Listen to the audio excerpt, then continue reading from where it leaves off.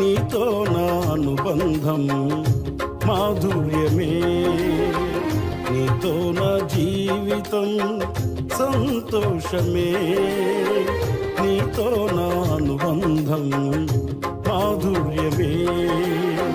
నా యేసయ్యా కృప చూపుచున్నావు, వాత్సల్యపూర్ణుడవై నా యేసయ్యా నడిపించుచున్నావు, స్ఫూర్తి ప్రదాతవై. క్రీస్తునందు ప్రియులారా, మన ప్రభువైన యేసుక్రీస్తు నామంలో మీకు శుభములు కలుగును గాక. ఈరోజు మీకు వాక్యాన్ని అందిస్తున్నటువంటి శ్రీమతి గోగుమల శశికళ గారు హెల్త్ డిపార్ట్మెంట్లో పిహెచ్ఎన్గా చేసి రిటైర్డ్ అయ్యారు. ఆవిడ నా భార్య. నేను లైఫ్ ఇన్సూరెన్స్ కార్పొరేషన్ ఆఫ్ ఇండియాలో డెవలప్మెంట్ ఆఫీసర్గా చేస్తున్నాను. చిన్నప్పటి నుంచి ఆవిడ దేవుని యందు భయభక్తులు కలిగి పెరిగిన వ్యక్తి. అంతేకాక వాళ్ళ తాతగారు శ్రీ గోగుమళ్ళ లోతు గారు ఒంగోలు బాప్టిస్ట్ సంఘానికి ఎంతో పెద్ద సేవ చేసినటువంటి వ్యక్తి. అటువంటి కుటుంబం నుంచి ఆ వారసత్వాన్ని పుణికిపుచ్చుకొని ఆమె తన వరకే కాదు 10 మందికి వాక్యాన్ని అందించాలి అనేటువంటి సదుద్దేశంతో ఎంతో వ్యయప్రయాసలకు వచ్చి ఈ వాక్యాన్ని మీకు అందిస్తున్నారు. కాబట్టి మీరు అందరూ కూడా ఈ వాక్యాన్ని శ్రద్ధగా విని మీ జీవితాలకు అన్వయించుకొని మీరు దేవునిలో ఎదుగుతారని, దేవుని రాజ్యానికి వారసులవుతారని ఆశిస్తున్నాము. ఇప్పుడు శశికళ గారు మీకు ప్రసంగాన్ని అందిస్తారు.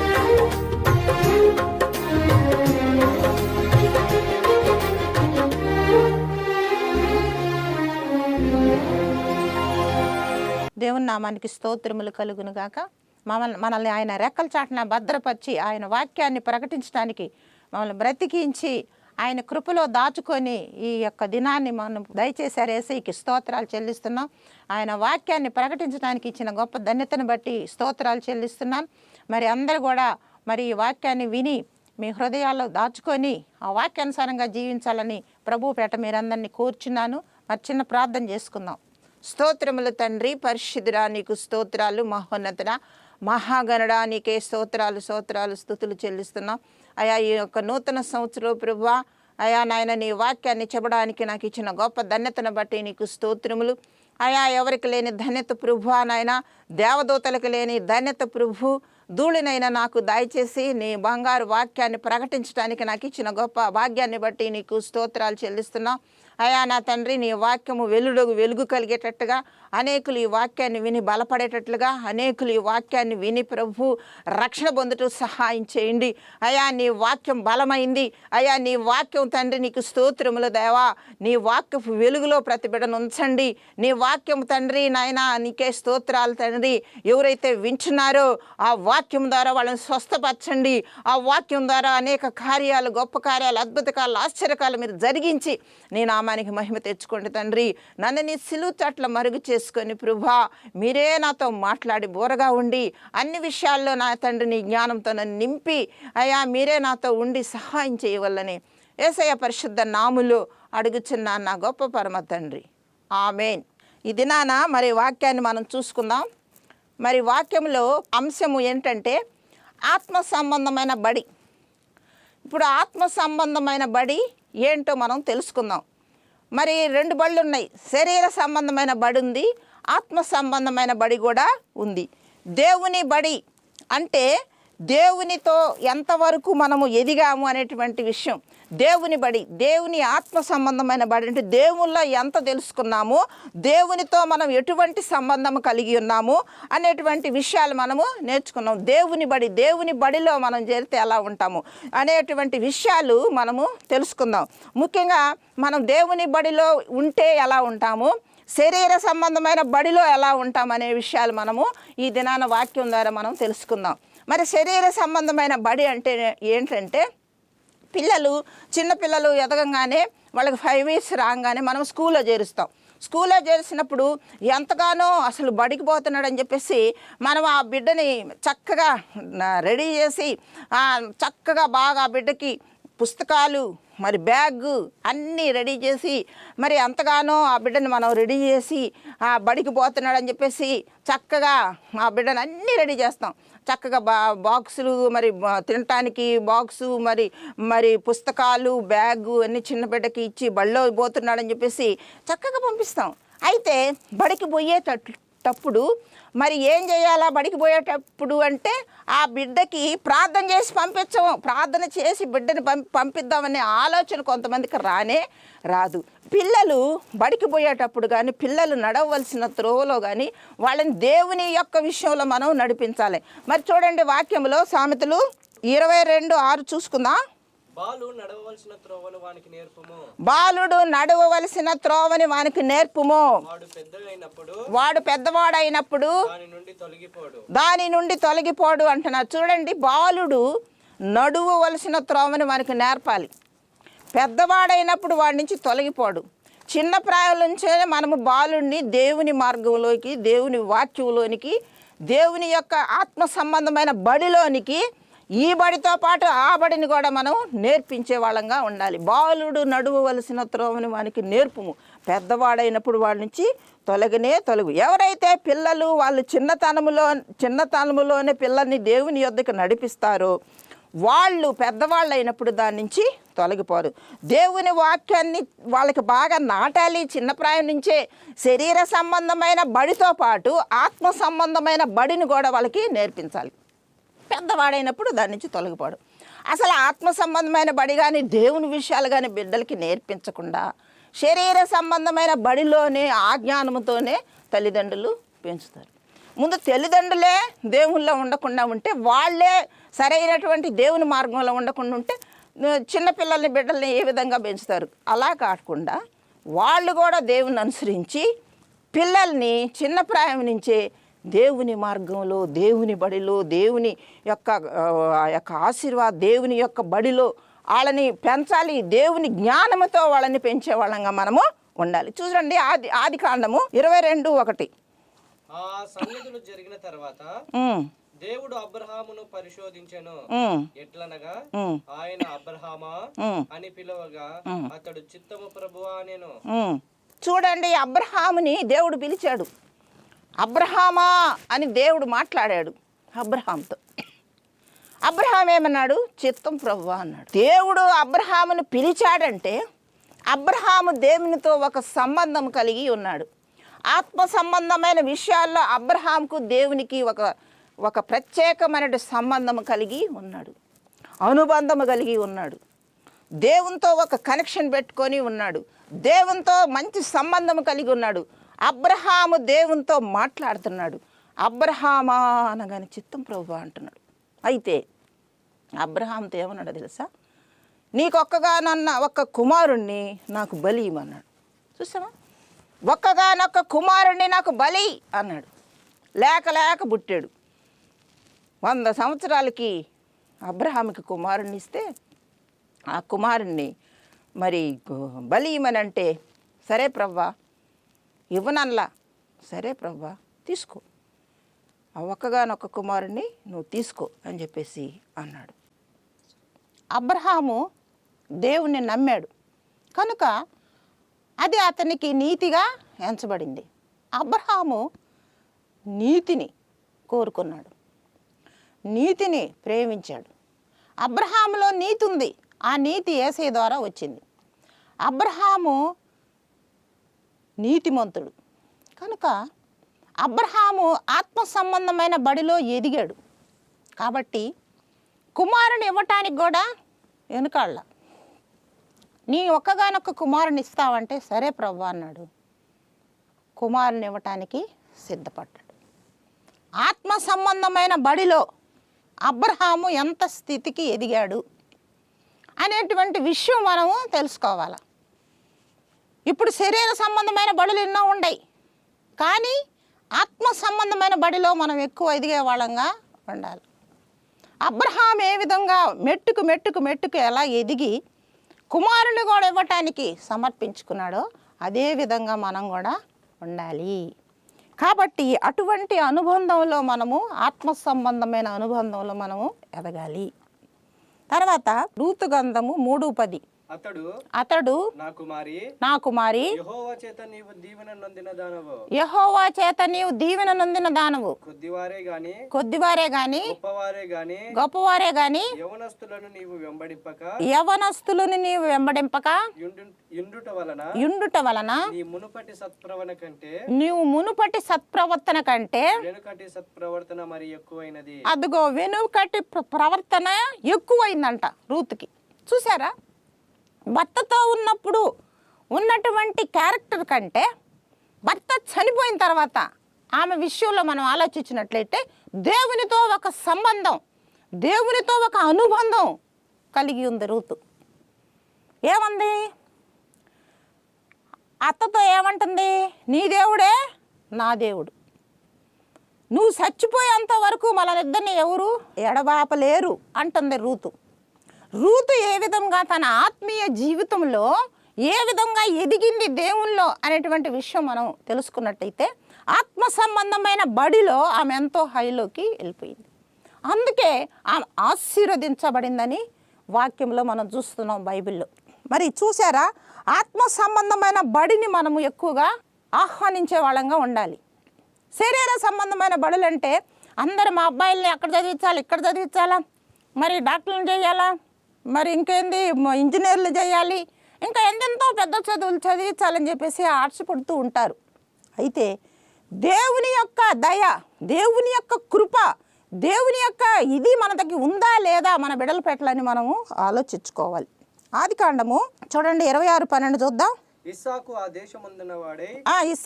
దేశమందున్న వాడై విత్తనము వేసి ఆ సంవత్సరము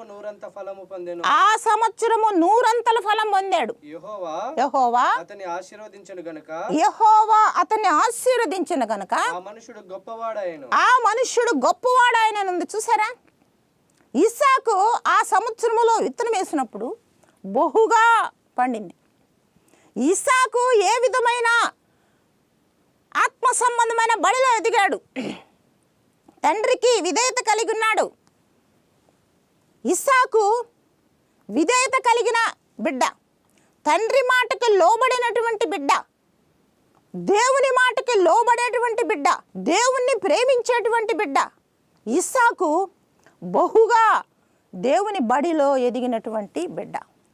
ఆ సంవత్సరం అందు విత్తనం వేసినప్పుడు విస్తారముగా అభివృద్ధిగా అన్ని దేవుడు ఆశీర్వదించాడు. చూసారా, మనము ఈ వాక్యాన్ని మనం గమనించినట్టే తండ్రి మాటకు విధేయత కలిగాడు ఇస్సాకు. ఆ విధమైన ఆత్మ సంబంధమైన బడిలో ఇస్సాకు ఏ విధముగా ఎదిగాడు అనేటువంటిది మనం తెలుసుకోవాలి. బిడ్డల్ని కూడా దేవుని సంబంధమైన బడిలో కూడా మనం పెంచే వాళ్ళంగా ఉండాలి. చిన్న ప్రాయం నుంచే వాళ్ళని మొక్క ప్రాయం నుంచే చిన్న బిడ్డ ప్రాయం నుంచే వాళ్ళకి దేవుని యొక్క విత్తనాన్ని వాళ్ళకి నాటాలి.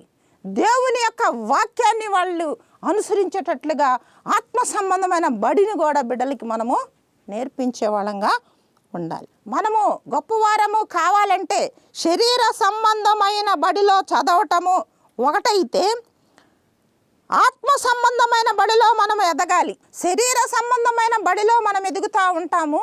శరీర సంబంధమైన చదువులు అన్నీ మనకి కావాలి, శరీర సంబంధమైనటువంటి ఉద్యోగాలు మనకు కావాలి.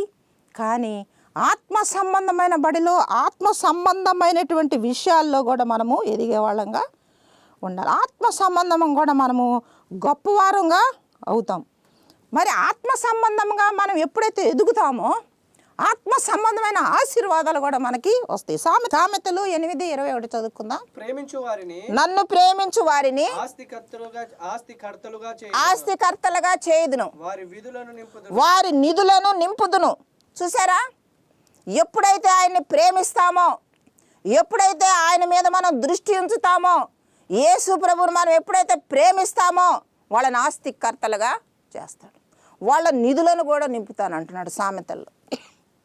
చూసారా, మరి ఆత్మ సంబంధమైన బడిలో మనం ఎదిగే వాళ్ళంగా ఉండాలి. శరీర సంబంధమైన బడి కావాలి, ఆ బడితో పాటు ఈ ఆత్మ సంబంధమైన బడి కూడా కలుపుకొని దేవునిలో మనం ఎదిగే వాళ్ళంగా ఉండాలి. మరి ఆయన ఆజ్ఞల్ని, ఆయన కట్టడల్ని అనుసరించి నడుచుకుంటూ ఉండాలి. ఆయన ఆజ్ఞల్ని, ఆయన కట్టడల్ని మనం అనుసరించే వాళ్ళంగా ఉండాలి. మరి ఆత్మ సంబంధమైన బడిలో ప్రతి ఒక్కరూ ఎదగాలి. అటువంటి వారి మీద ఆయన దృష్టి ఉంచుతాడు.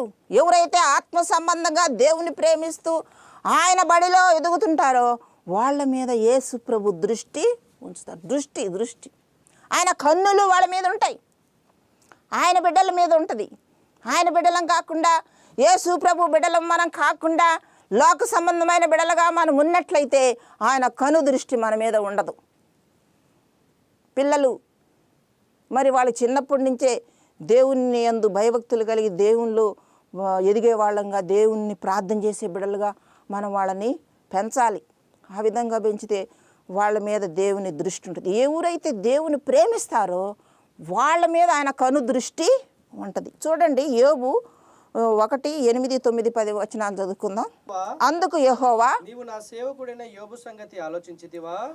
నా సేవకుడైన యోబు సంగతి నువ్వు ఆలోచించితివా? అతడు యథార్థవంతుడును న్యాయవంతుడై ఉండి దేవుని యందు భయభక్తులు కలిగి చెడుతనమును విసర్జించిన వాడు భూమి మీద అతని వంటి వాడు ఎవ్వడునూ లేడు, భూమి మీద అటువంటి వాడు ఎవ్వడనూ లేడు అని అడుగగా అపవాది యోబు ఊరకనే దేవుని యందు భయభక్తులు కలిగిన వాడాయన నీవు అతనికిని అతని ఇంటి వారికి అతనికి కలిగిన సమస్తము చుట్టూ కంచె వేసితివి గదా, నీవు అతని చేతి పనిని దీవించుట చేత అతని ఆస్తి దేశములో బహుగా విస్తరించి ఉన్నది అంట. చూడండి, మనం యోబు సంగతి మనకు తెలిసే ఉన్నది వాక్యములో. యోబు ఏ విధముగా దేవుణ్ణి హత్తుకొని ఉన్నాడు, యోబు ఏ విధంగా దేవునితో యథార్థమైన హృదయముతో చెడుతనమును విసర్జించి న్యాయముగా యథార్థవంతుడుగా ఉన్నాడు. యోబు సంగతి మనం 1వ అధ్యాయంలో చూసినట్లయితే యోబు ఏ విధంగా ఉన్నాడో దేవునితో మనం చూస్తున్నాం. సాతానుతోటే దేవుడు సవాల్ చేశాడు. ఈ భూమి మీద యోబు వంటి వాడు ఎవరైనా ఉన్నారా? సాతానుతోటే సవాల్ చేసి చూసుకోపో, యోబు వంటోడు నీతిమంతుడు మరి ఎక్కడన్నా ఉన్నాడేమో చూసుకోపో అని చెప్పేసి దేవుడు సాతానుతోటే సవాల్గా మాట్లాడు. సాతాన్ ఏమంటుంది, నువ్వు యోబుకి కంచె వేసావు కదా, చుట్టూ అగ్ని కంచె, ఇంకా ఆయన్ని నువ్వు దీవించి ఆస్వాదించి ఇంకా ఏందని ఇంక మేము ఎట్లా ఇది కావాలంటే కంచె దీని లోపలికి వెళ్తానంట. ఎవరు? సాతాన్. చూసావా, దేవుడు ఏ విధంగా యోబుని ఆశీర్వదించాడు. ఆయన కనుదృష్టి, యేసు ప్రభు కనుదృష్టి యోబు మీద ఉంది. యోబు ఏ విధంగా ఆత్మ సంబంధమైన బడిలో ఎదిగాడో మనం ఆలోచించినట్లయితే యోబు యథార్థవంతుడు, నీతిమంతుడు, చెడుతనమును విసర్జించిన వాడని చెప్పేసి వాక్యంలో మనం చూస్తున్నాం. కాబట్టి యోబు విషయంలో మనం చూసినట్లయితే యోబు ఏ విధంగా దేవుని హత్తుకొని ఉన్నాడో ఆత్మ సంబంధమైన విషయంలో, ఆఖరికి యోబుకి అన్ని పోయినా కానీ మళ్ళీ మొత్తం దేవుడు ఇచ్చాడు. చూసారా ఎంత భయంకరమైన విషయాల్లో యోబు తను భయపడకుండా దేవుని సన్నిధిలో ఎంతగానో వేదనలు శోధనలు తప్పించుకొని ఉండి దేవుని హత్తుకొని దేవుని స్తుతిస్తూ ఆరాధిస్తూ ఉన్నాడు. కాబట్టి దేవుడు సమస్తాన్ని మళ్ళీ యోబుకి అనుగ్రహించాడు. అటువంటి ఆత్మ సంబంధమైన విషయాల్లో, ఆత్మ సంబంధమైన బడిలో మనం ఎంతవరకు ఎదిగాం, యోబు ఏ విధంగా దేవునిలో ఎదిగాడు అనే విషయాలు మనం జాగ్రత్తగా చూసుకోవాలి. మరి దేవునిలో ఎలా ఉన్నాడు అనేటువంటిది మనము ఆత్మ సంబంధమైన ఈ బడిలో మరి యోబు విషయంలో మనం ఆలోచించినట్లయితే ఈ ఆత్మ సంబంధమైన విషయాల్లో, ఈ ఆత్మ సంబంధమైన బడిలో యోబుని గురించి మనం ఆలోచించినట్టే 100కి 100 మార్కులు వేయచ్చు యోబుకి. ఫస్ట్ క్లాస్లో పాస్ చేయడం, ఫస్ట్ క్లాస్. మరి ఫస్ట్ క్లాస్ కాడ ఇంకా ఎక్కువే యోబు జీవితంలో ఆత్మ సంబంధమైన బడిలో యోబు ఏ విధంగా ఎదిగాడు అనేటువంటిది మనం ఆలోచించినట్లయితే మెట్టుకు యోబు ఎంతగానో దేవునిలో ఎదిగాడు. కాబట్టి శరీర సంబంధమైన యొక్కటువంటి చదువుల కంటే ఆత్మ సంబంధంగా బైబిల్లో మరి దేవుని వాక్యములో మనం ఎదగటం, ఆయన్ని హత్తుకొని జీవించటం, విశ్వాసములో బలపడటము, విశ్వాసములో ఇంకా ముందుకు సాగటం, ఆయన్ని హత్తుకొని జీవిస్తే ఏమేమి కార్యాలు జరుగుతాయి, ఆయనలో ఉన్నట్లయితే ఏమేమి వరాలు మనం సంపాదించుకోవాలనే విషయాలు మనం ఆత్మ సంబంధమైన బడిలో మనము నేర్చుకునే వాళ్ళంగా ఉండాలి. ఎప్పుడు రోజు రోజుకు మనం దేవునితో ఒక సంబంధం కలిగి ప్రార్థనలో వాక్యములో ఎదిగే వాళ్ళంగా మనము ఉండాలి. అలా ఉన్నట్లయితే దేవునితో మనం ఒక సంబంధం కలిగి మరి ఆయనతో ఆయన రాజ్యంలో మనం ప్రవేశించే వాళ్ళంగా, పరలోక రాజ్యంలో మనం చేరే వాళ్ళంగా ఉంటాము. శరీర సంబంధమైన బడిలో దేవుడు ఒక ఉన్నతమైన స్థాయిలో కూడా ఉంచుతాడు. ఆత్మ సంబంధంగా నువ్వు దేవుని యందు భయభక్తులు కలిగితే శరీర సంబంధమైన బడిలో కూడా నేను ఎదిగేటట్టుగా దేవుడు నీ కాపుదల దేవుడు ఇస్తాడు. బడికి పోయినా, వచ్చినా, ఇంట్లో వచ్చినా, బయటికి పోయినా, బడిలో చదువుకుంటున్నా, మనం ఆత్మ సంబంధంగా ఎప్పుడైతే ఉంటామో ఈ శరీర సంబంధమైన బడిలో కూడా ఆయన కాపుదల మనకి వస్తుంది. దానియేలు 2వ అధ్యాయంలో చూద్దాము. దానియేలు 2వ అధ్యాయం అంతా మనం చూసినట్లయితే అక్కడ నెబుకద్నెజర్ అనేటువంటి రాజుగారు ఒక ఆయన ఉన్నాడు. ఆయనకు ఒక కళ వచ్చింది. రాజుగారికి కళ వస్తే ఆ రాజుగారు ఏం చేశాడంటే, నా కళ చెప్పాలి, నా కళ చెప్పి కళ భావం అంతా చెప్పాలని చెప్పేసి అన్నాడు. ఓ ఆ దేశంలో ఉన్న జ్ఞానులు, ఆ దేశంలో ఉన్న మరి సోది చెప్పేవాళ్ళు, పెద్ద పెద్ద జ్ఞానులు అందరు రావాల్సిందే, వాళ్ళు వచ్చి నా కళ చెప్పాలంటున్నాడు. వాళ్ళు ఏమంటున్నారు, రాజుగారు మీరు కళ చెబితే మేము భావం చెబుతాం, కళ మర్చిపోయామంటే మేమేం చెప్పగలుగుతాం అంటున్నారు జ్ఞానులందరూ. చూసారా, వాళ్ళు మరి జ్ఞానంతో వాళ్ళు చెప్తారేమో అని చెప్పేసి రాజుగారు అనుకున్నారు.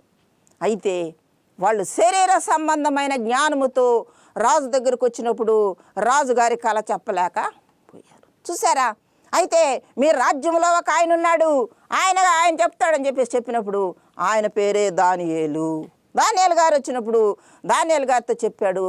ఏమనంటే కలభావం చెప్పడానికి ఆయన కూడా చంపేస్తామన్నారు. వీళ్ళతో పాటు జ్ఞానులతో పాటు దానియేలు కూడా చంపేస్తామని చెప్పేసి ఆర్డర్ తెచ్చారు. అయితే దానియేలు అన్నారు, రాజుగారు నాకు 4 రోజులు టైం ఇవ్వండి, నీ కలభావం నేను చెప్తాంటే, సరే తీసుకో 4 రోజులు టైం అన్నప్పుడు మరి దానియేలు దేవుని ఆత్మ సంబంధంగా ప్రార్థన చేసినప్పుడు దానియేలుకు రాజుగారి కళ చెప్పాడు, కళ భావం కూడా చెప్పేశాడు. చూసారా, దేవునిలో ఏ విధంగా ఎదిగాడు దానియేలు ముమ్మారు దేవునితో పోరాడాడు, దేవునితో ప్రార్థన చేశాడు, ముమ్మారు దేవునిలో అంటుకట్టబడి ఉన్నాడు. దానియేలు ఆ విధంగా ఉండి ఆత్మ సంబంధంగా ఎదిగాడు కాబట్టి కళభావం చెప్పగలిగారు. ఆ దేశంలో ఉన్న జ్ఞానులు చెప్పలేకపోయారు. ఆ దేశంలో ఉన్నటువంటి వాళ్ళు ఎవ్వరు కూడా ఆ యొక్క జ్ఞానము వాళ్ళకి రాలేదు. అయితే దేవుని బడిలో ఉన్నప్పుడు, దేవుని జ్ఞానము దానియేలులోకి వచ్చినప్పుడు ఎంతగానో దేవుడు మరి దానియేలు ఘనపరచబడ్డాడు. రాజుగారి యొక్క కళ చెప్పాడు, రాజుగారి యొక్క ఆ యొక్క కళ భావాన్ని కూడా చెప్పగలిగాడు. కాబట్టి ఆత్మ సంబంధమైన విషయాల్లో మనం చాలా జాగ్రత్తగా, ఆత్మ సంబంధమైన బడిలో మనం చాలా జాగ్రత్తగా ఉండాలి.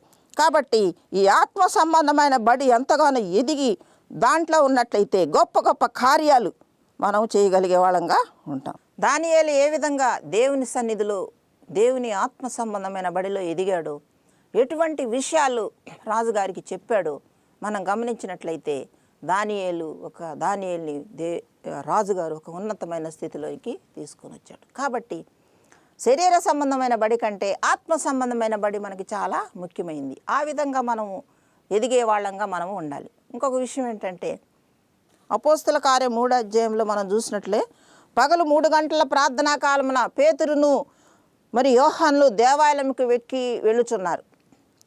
వెళ్ళుచుండగా పుట్టినది మొదలుకొని కుంటివాడై ఒక మనుష్యుడు మోసుకొని పోబడుచుండెను. పుట్టినది మొదలుకొని ఒక మనుష్యుడు కుంటివాడై అక్కడికి మోసుకొని పోతున్నారు. వాడు దేవాలయానికి వెళ్ళు వారిని భిక్షమంట కొందరు ప్రతిదినము వారిని శృంగార దేవాలయం వద్ద ఉంచుతూ వచ్చారు. కొంతమంది వారిని మోసుకొని ఆ శృంగారం అనే దేవాలయం దగ్గర ఉంచుతున్నారు. ప్రతిదినము కూడా మోసుకొచ్చి అక్కడ పెట్టి డబ్బులు అడుక్కుంటున్నారు.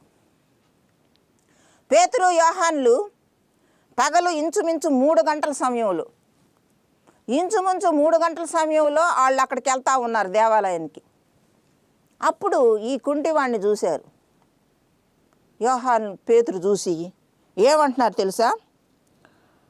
పేతురును యోహాను 4వ అధ్యాయము యోహాను వారిని తేరి చూచి మా తట్టు చూడమని వారిని అడిగారు. ఆ అడుక్కున్న ఆయన దగ్గరికి వచ్చి మా తట్టు చూడమని అన్నారు పేతురు యోహాను. ఈ అడుక్కున్న ఆయన ఈ కాళ్ళు చేతులేనని ఏమనుకుని వీళ్ళు ఎంత ఇస్తున్నారు చూడమంటున్నారు, బంగారం ఇస్తారో వెండి ఇస్తారో ఎంత డబ్బు ఇస్తారో వాళ్ళకెళ్ళి చూడమంటున్నారు ఏందని ఆశగా వాళ్ళకెళ్ళి చూస్తున్నాడు ఈ కుంటి ఆయన. అయితే పేతురు యోహాన్లు ఏమన్నారంటే, వెండి బంగారంలో మా యొద్ద లేవు కానీ మాకు కలిగింది నీకు ఇస్తున్నాము, నజరేయుడైన యేసుక్రీస్తు నామములో లేచి నడువు అన్నారు. వాడు దిగ్గున లేచి వాడి చీల మండలంలో గజగజ వణుకుతూ లేచి గంతులు వేస్తూ నడవసాగాడు. చూడండి, మరి యోహాను పేతురులు ఏం చదువుకున్నారు? యోహాను పేతురు బళ్ళో పోయారా? యోహాను పేతురులు ఏం చదివారు? ఏం డిగ్రీలు చదివారు? వాళ్ళకి కావలసినటువంటి ఏ లోకంలో ఏది లేనటువంటి శక్తి కలిగినటువంటి ఒక మంచి ఆత్మ సంబంధమైన దేవుని శక్తితో వాళ్ళు నింపబడ్డారు. చూసారా? మరి ఆ కుంటివాడు పుట్టుకతోనే కుంటివాడిని వాళ్ళని లేపారు. ఇది ఎంత గొప్ప కార్యం! వెండి బంగారాలు తీసుకెళ్ళి మనం హాస్పిటల్లో పోయి మరి పెట్టినా కానీ ఆ కుంటోళ్ళు నడవలేరు.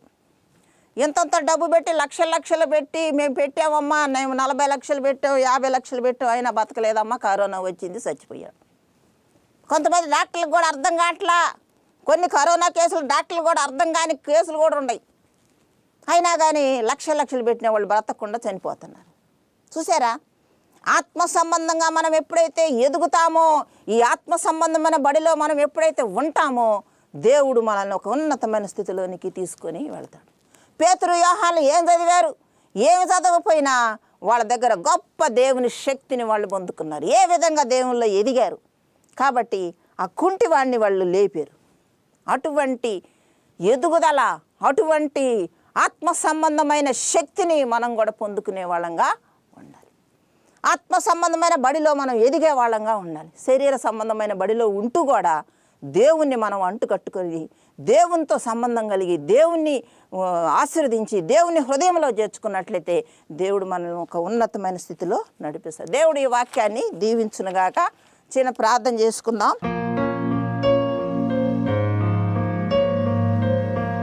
స్తోత్రములు తండ్రి, పరిశుద్ధుడా నీకు స్తోత్రాలు. మహోన్నతుడా, మహాగణుడా, మృత్యుంజయుడా నీకు కోటి కోటి స్తోత్రాలైనా. అయ్యా, చెప్పిన వాక్యానికి మీరు నీరు కట్టి ఫలింపజేయండి. ఎవరైతే ఈ వాక్యం వింటున్నారో అటువంటి బిడ్డలందరినీ మీరు రక్షించండి అయ్యా. రక్షించి అయా నీ సిలువ చాట్ల వాళ్ళని మరుగు చేసుకొని అయా నీ రక్తంతో వాళ్ళని కడిగి రక్షించండి నాయన.